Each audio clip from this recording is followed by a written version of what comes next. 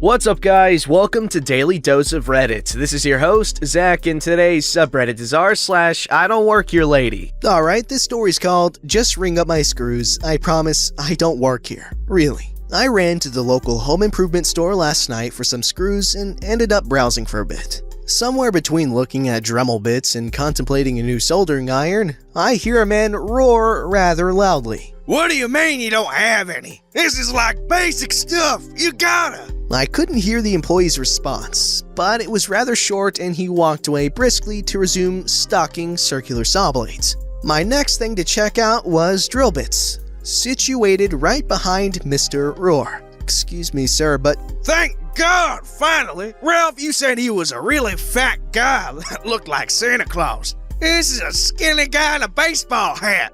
I don't work here, I say with a smile. Well, crud. He started laughing and then got a lot quieter. Sorry, man, I was just giving my cousin a hard time. Am I in your way? Yeah, just wanted to peek at the rack behind you. I can't believe they don't have any easy outs. I'm just trying to get a broken bolt out of my lawnmower and... They're on the bottom, right there. What? I scoot Mr. Roar away from the rack and grab a set of screw extractors for him. Man, I knew Ralph doesn't normally work in this department, but he told me they didn't have any. Doesn't matter though, these are too small. Oh, there are bigger ones over by the sockets. Huh? Why aren't they all in one place? These are for home improvement. The ones over there are counted as mechanics tools. Come on, I'll show you. I lead Mr. Roar over to the sockets, point to what he needs, and begin to walk away to check out. Ralph! He found him! I continued my beeline for the cashier. It failed. Just as she started her spiel on how to use the credit card terminal, Mr. Roar clapped me on the shoulder as he passed by to leave empty-handed. Thanks again. It's good to know that at least store management knows what they're doing. The credit card terminal went blank. Sorry, sir, I didn't recognize you. I don't work here. You don't have to work at this location. The discount is for all company employees. I don't work for your company. Are you sure? Yep, because the company policy says, just ring up my screws, I promise I don't work here. Really. Well, that was a nice story. I always love loud but polite people. Like, I guess loud wouldn't be the right word. Obnoxious but polite people. They're fun. Annoying but really fun and usually nice, like I said. And kudos to this dude for being honest about not working there. I know a lot of people would have accepted that discount. Alright, this story is insanely long, and it's called Woman Mistakes Me for an Employee, Throws a Tantrum, among other things. Recently, I went to a grocery store. The store is a popular chain in my area. Most of the employees wear reddish polo shirts with black aprons or vests over them. Some just wear unbranded dress shirts or have dress codes unique to their department, like the coat worn by people in the meat department. I was wearing a black polo with a small logo for my occupational therapy clinic. This must have confused one of the other customers. I was picking up some ingredients for a bake sale going on at the grade school my girls attend. My wife was not only the organizer, she was baking 4 items to include in the sale. Since she was at home preparing cookies and brownies, I was sent to get more essentials like sugar and frosting. In the baking aisle, I was kneeling down to reach the large bags of sugar that are always on the bottom shelf. I was reaching towards the back of the bottom shelf since there weren't many bags left. While doing this, I was being careful to not overexert my right hand since I recently had to get stitches and it still hurt. I cut it with a razor while helping to set up a neighborhood haunted house. That's when I heard a high-pitched voice say, "I'll find it myself." I thought the voice was unnecessarily loud, but didn't really give it a second thought as I grabbed the bag and lifted it up to my cart. I placed it on the handle on top of the cart for a moment to give my hand a rest when a woman grabbed the bag off of my cart, put it in her own, and said, "Great, I don't have to go looking for it now."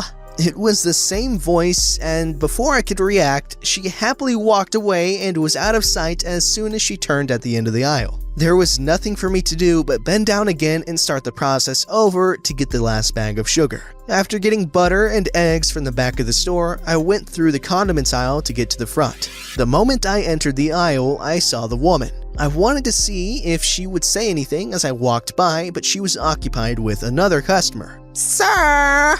The woman's voice was so loud and piercing, it literally made me stop in my tracks for a moment.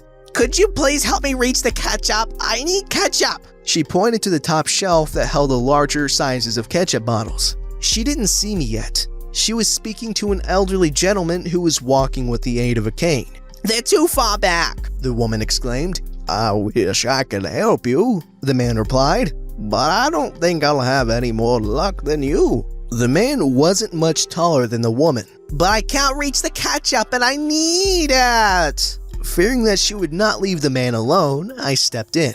"I'll get the ketchup for you, ma'am." Reaching up was much easier than getting under a shelf. I could easily use my left hand to grab a bottle for the lady. She looked over her shoulder at me and then turned back to the gentleman. Let the employee get it. Again, her voice was loud as if she were trying to speak over some ambient noise that only she could hear.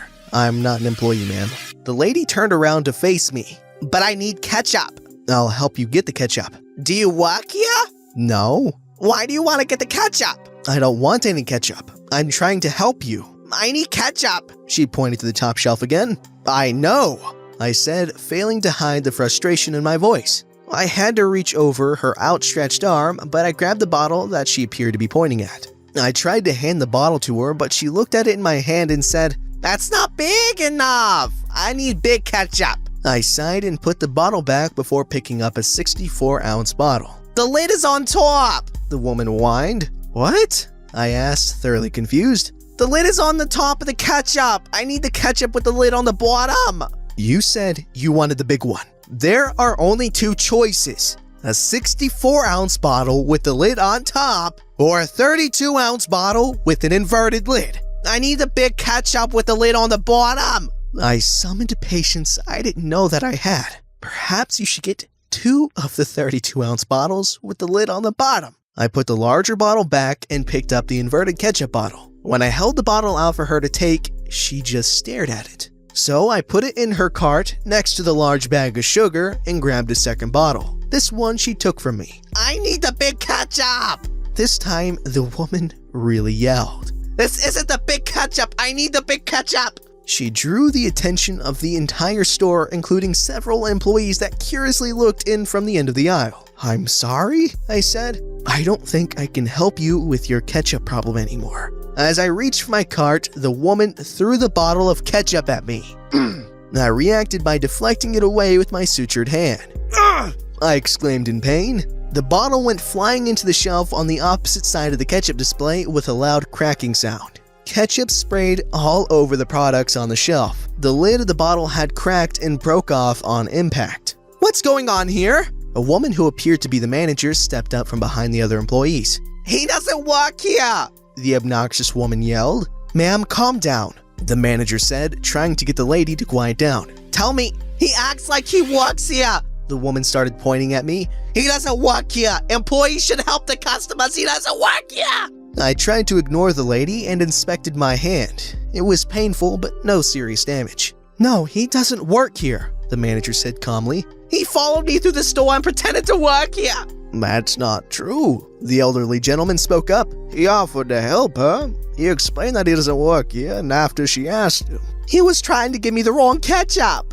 To everyone's relief, the woman was now speaking at her normal volume. The man with the cane continued. That man was being as helpful as he could. She wasn't being reasonable. The manager saw me looking at my hand. "Are you hurt?" "I'll be fine," I replied. "I'm sorry for the mess." One of the other employees stepped close to the manager and spoke in a low voice. "That woman threw the bottle at him. We all saw it." "That's true," the old man added. "Take him and his stuff to customer service and wait for me," the manager told the employee. "If he needs anything for his hand, get it for him." The employee took hold of my cart and asked me to follow him. As I left the aisle, the woman asked, "Are you kicking him out?" "No," the manager replied. At the customer service desk up front, I asked for ice for my hand and the employees promptly provided it. The customer service clerk asked us what happened. "I don't know," I started to explain. He should be kicked out of the store for pretending to work here."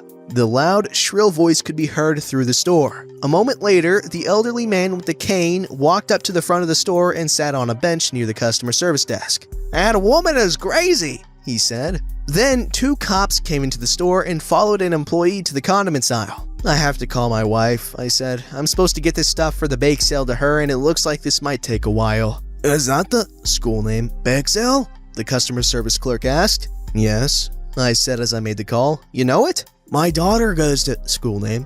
Really? My wife is organizing the bake sale. At this point, the call connects and my wife picks up. I tried to explain to her what happened and that it might take longer than expected before I'm home. However, I had to cut my call short when one of the police officers started asking me questions. He asked me a few questions to get my side of the events. I told him everything, including what happened with the sugar. The manager arrived at customer service while I was talking to the officer. Once he was done, she said, "We're going to issue a gift card for the value of the items in your cart." "That isn't really necessary," I said. "It wasn't your fault." "Are you sure?" The manager seemed disappointed. The clerk spoke up. "Well, why don't you consider a donation then?" the manager suggested. "Plus, I think we can donate some custom-baked goods from our bakery." "That would be great!" "Have your wife call me as soon as possible. We'll work something out." The clerk and the employee that got ice for me rang up my items, asked if I needed anything else, and issued a gift card for just over the amount of my total and used it to pay for the groceries. They gave me the card, which had less than $5 left. During that time, the cop interviewed the old man. When he was done, the old man asked, "What happened to that lady?" "She's been banned from the store," the manager said coldly and walked away with the officer. We both watched as the second officer escorted the lady out of the store as the manager and first officer followed. Wow. Okay, so what I've learned is the Redditor here is a good dude. He's actually really understanding, and I appreciate that coming from one of these stories where everyone just starts screaming at each other and there's no love left in the world. But yeah, good guy manager, good guy everyone, and that lady, she had something wrong with her because that's not rational behavior, not even for a Karen. This story's called Sorry, Not a Witch. Apologize for my mobile typing and any grammar errors and my descriptions because I am a very talkative person and it translates in my writing a lot. Example here. That was very cute. A few stories. They're short, but they bring me and my friends and family a laugh every so often. Here's the cast. There's me, Mom, Dad, Random Lady, Worker, Photographer. This takes place at Universal Studios, bright and early in the Harry Potter Wizarding World area. So I love Harry Potter. I've read all the books. I've read the first one 5 times if I recall, and the third one in a week in 3rd grade. But that's a story not for this subreddit.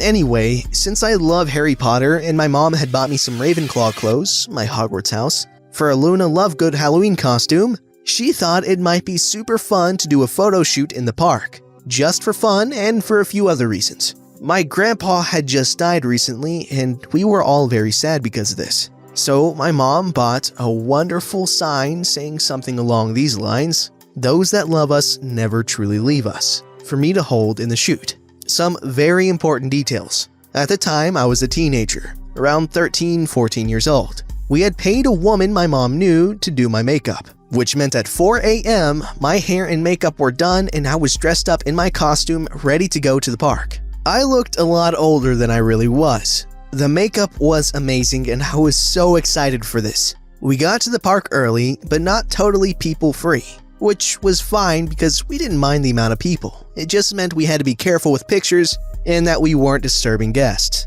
We ourselves were guests at the park and could be there, but it would be rude to try and take advantage of that unfairly and all. Scene 1. I'm famous. So, with the camera and the photo taking and the entire around 20-year-old look I had, people were taking pictures of me getting my picture taken. "Mom, why is everyone looking at me so much?" "I think they think you're a famous celebrity or something, or you're important because you're having your photos taken." Oh wow, that's funny. Because I was not famous. No. My mother is a goddess and makes friends and is very nice and amazing, so she planned this all very well. I finish my picture in the area and we move on. I start to notice that, yes, people are looking at me because I look rather authentic. My outfit looks like what the actual workers are wearing and I look a lot older, so it's no surprise this happens. And yes, here is where the random lady comes in. Scene 2.